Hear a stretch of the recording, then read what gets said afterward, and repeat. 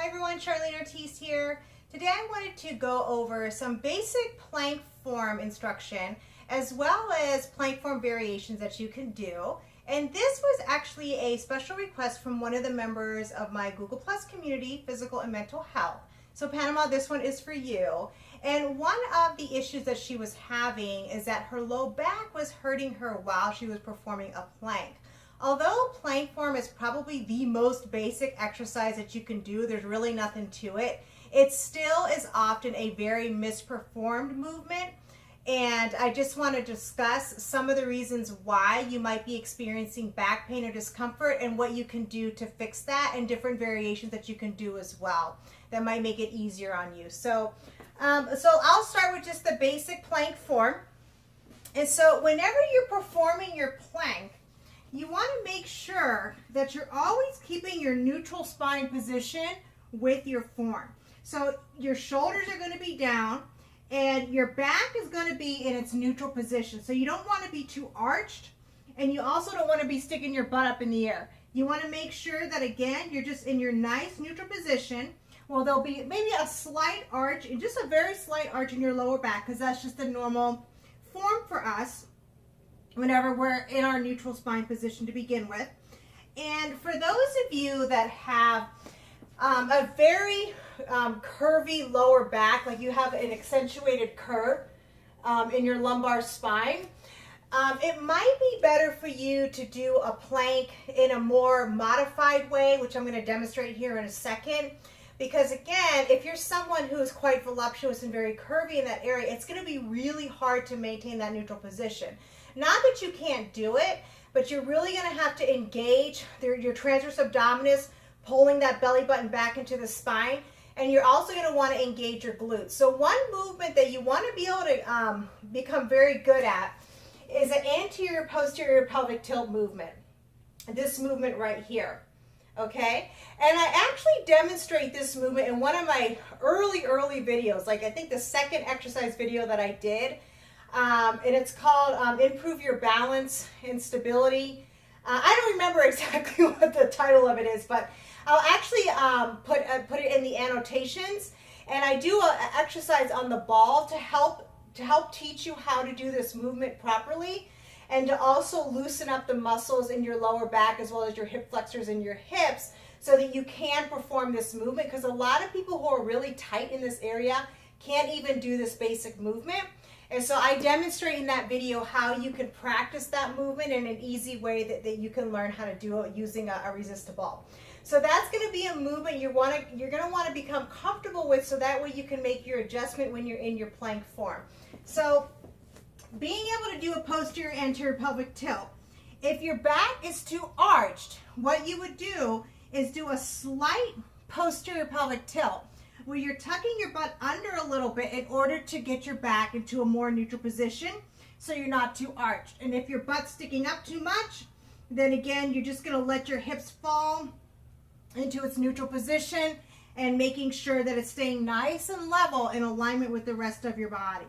Now you can do plank on your elbow, and you can also do them on your wrist. It really depends on what's comfortable for you, and if you have any injuries or limitations that might make it difficult for you to do it in a straight arm position. But if you are going to do it in a straight arm position, you want to make sure that your wrist lines up with your elbow, lines up with your shoulder, and that this is all a straight line when you're performing the movement. So that way it will reduce the stress on your shoulders. Like, you don't want to be all the way back here, because it will put a tremendous amount of stress on your shoulders, and it's just inappropriate position. So you want to make sure that it's directly underneath you and it all lines up. So if you are feeling pain or discomfort in your back, you're just going to have to engage your glutes more, pull that belly button in, engage that transverse abdominis, and make sure that you're not letting your hips fall arching your back, but you're able to keep it in its nice neutral position. And again, your shoulders are also staying down as well. You're not letting them come up like that, which is going to be a very common tendency. So a variation that you can do, if you're like, if no matter how hard you try your plank form, you're still realizing that you're feeling pain and discomfort in your lower back, or you're letting your hips fall, no matter how hard you try, you just can't help it, then you might have to modify it and do it on a more elevated surface. So I have my coffee table right here. And if you're going to be using a hard surface like a coffee table or kitchen table or whatever, you want to make sure that you have something on there. Like I have my mat right here to cushion your elbows or your hands when you're doing the movement. And so on an elevated surface, you're not going to be supporting your full body weight, and that's what's going to make it easier for you. And it might be better for you to practice it in a more modified way on an elevated surface until you get strong enough in your transverse abdominis to maintain that contraction so that your back does not feel the stress of the movement. So practice it in a more modified way, and then as you get stronger, little by little, you can start to go lower and lower until you're on a full body, floor position. So for the modified version, again, it would be the same thing, where you're just going to hold your position and make sure your shoulders are down and make sure your back is in its neutral and that belly button staying pulled in to help protect your lower back as you're doing the plank movement or the plank exercise. Okay, so that's, again, just very basic plank form instruction. A couple variations you can do as you get stronger is a rotation. So you can do this holding on to free weights, or you can do it just without anything. That's fine. I'm using some light free weights. If you are going to do this using free weights, you definitely want to start with light free weights, because you'll realize when it's with the release portion of the movement, you'll realize that it's actually going to be really challenging to control the weight. So in the beginning, you always want to start with some light weights. So what you'll do, you'll start with just your basic plank position, and then you're going to rotate your body over to the side like that. Then you'll look at the weight, and my weight is just in alignment with my body, and then you will slowly release it, nice and slow, until you get back into your plank position. I'll do the other side. As you can see, my feet are just rotating with, I'm not letting my hips dip, I'm keeping them up and elevated, and I'm slowly releasing, just like that. So it is definitely a much more advanced way to do a plank movement with the rotation, especially with the weight, because you will certainly feel your body wanting to just kind of let it fall with the weight, and it's going to take a lot of effort and strength in order to control that. So that's one variation. Another variation would be just pulling your knee in. So being in your plank form on the elbow, or you can do it on your hands, okay, either way. And all you would do is pull in one knee and alternate side to side. So it'll just it'll challenge your balance and your stability a little bit more.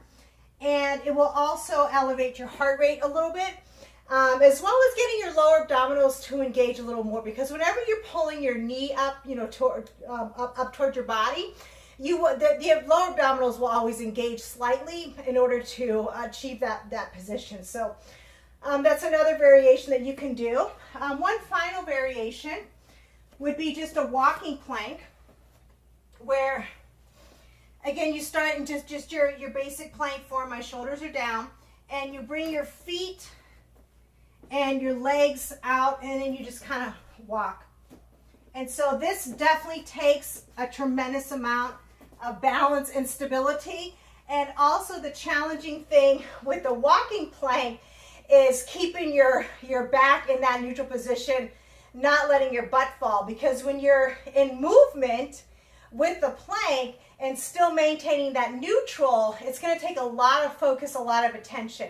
So when you're performing your plank, you want to make sure that you're mentally focused on this part of your body right here, making sure, again, that you're mentally thinking about where your hips are, because that's where your form is going to start to get lost, is right in this area right here, where your hips and your low back are. So when you start to get tired and fatigued, the first thing that's going to go is your back. It will start arching. So you want to consciously always be aware, again, of where the position of your hips and your low back are when you're performing the movements. So, okay guys, so that's about it. Again, planks are a very basic movement. And I'll be incorporating different styles and variations with full body workouts that I do, or whatever. But if you have any questions about what I just did today, make sure that you do comment below if there's something that I missed or you want me to explain a little bit more or what have you. Also, if there's any specific exercises that you would like more instruction on, like you feel like you're doing certain movements improperly and you're feeling pain or discomfort in your knees or your low back or your joints, and you know that it's not right, you know that you shouldn't be feeling that, definitely comment below and let me know what exercise you would like me to do, and I'd be more than happy to do a video on it, doing very specific detailed instruction on how to do movements properly. Because one thing that you'll notice, especially with a lot of the instructional playlists, with the instructional videos that I've done, is that I'm very specific and detailed about the form and the position of your body and where a lot of the stress of the movement is supposed to be. Because the tiniest modification can really make a big difference on, number one, how effective the exercise is, and number two, how safe the exercise is. And so that's why it's very important that you really understand in detail how to perform even the most basic movements like a squat properly. And so again, if you're having any issues with any movements, no matter how basic it is, feel free to let me know, and I'll be happy to do a video on that for you. I'm helping you to target whatever it is that's bothering you and try to resolve that so you don't feel that pain or discomfort anymore. So, okay guys, once again, thank you so much for your time and attention and for tuning in. I always appreciate it. So remember, take care of yourself, protect yourself physically and emotionally, and don't forget, your health is your most valuable asset. Invest in it. Bye-bye.